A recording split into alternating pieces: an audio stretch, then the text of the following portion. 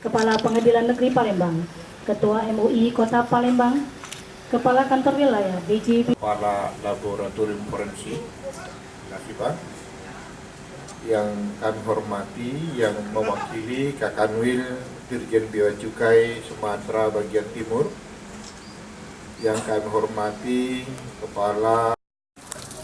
Sebetulnya nggak beda jauh dengan warna gula dan seterusnya kalau dia mengkristal. Jika teman-teman sekalian mendapatkan di meja atau dimanapun, jika mendapat kristal seperti ini, boleh rekan menduga boleh, karena ini warnanya khas. Namun demikian tidak boleh langsung divonis bahwa ini sabu sebelum dilakukan uji laboratorium.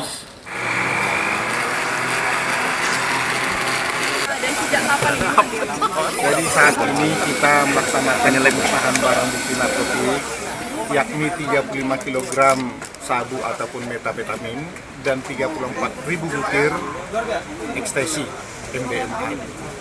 Ini kita dapat menyelamatkan generasi dan mereka terselamatkan dari penyalahgunaan narkotika.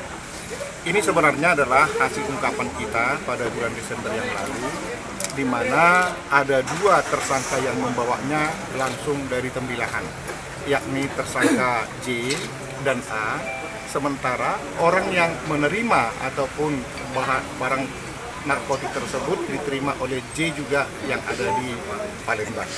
Begitu. Barangnya dari mana dan akan disebar di mana rencananya? Ya, barang tersebut sebenarnya adalah semuanya berasal dari Malaysia. Ini adalah sindikat internasional yang dikendalikan oleh seorang tersangka yang ada di lapas di Batam.